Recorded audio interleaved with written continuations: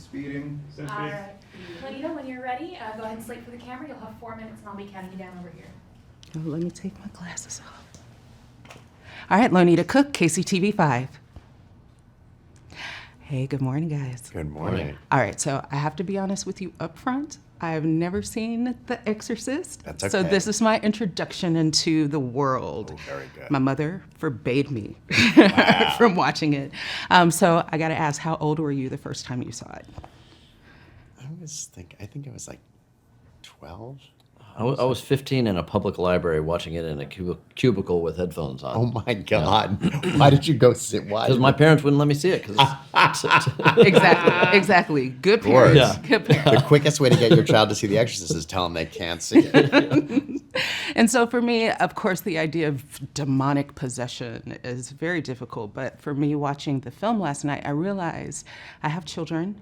And the harder part, the horror, is watching your child go through something that you can't help them with. Yeah. Yeah. For you, what was the harder thing to balance in the movie, the demonic possession or the parenthood?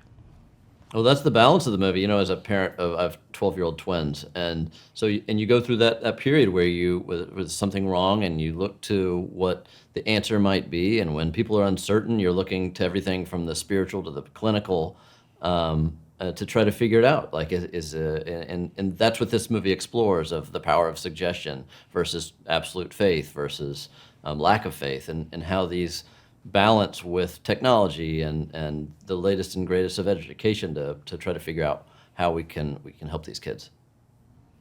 Yeah, I think. I mean, not exactly what you're asking, but I think one of the reasons the movie is so effective is it taps into like we're most vulnerable around our children, and it really examines what that's like when you can't help your child. There's no worse feeling and no more horrible feeling, and that's kind of the horror of The Exorcist. Agreed. One thing I want to thank you for is usually in horror movies, there's a demonization of indigenous religions and spiritual practices. And I loved watching you elevate it to salvation. Why did you make that choice?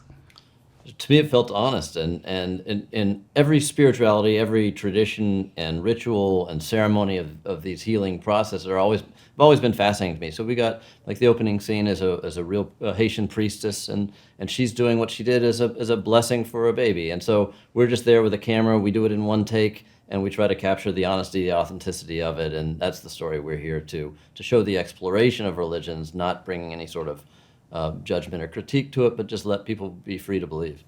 Yeah. And for you, the message of bringing people together, being the true power.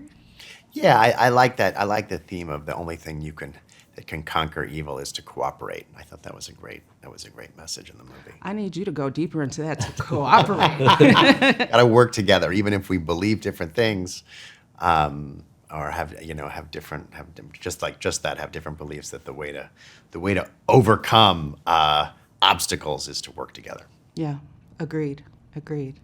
Is there anything that you would like to say to Kansas City? Say hello. Well, I'd like to say hello, Kansas City. I'd like to say you have a long history of being very close to horror movies, and I'm very happy about that. And I hope someday to come to Kansas City and show you one of our movies in person. Please do. You are welcome anytime. Thank you so much, guys. Thank you. Have a great one. Thank you. You too.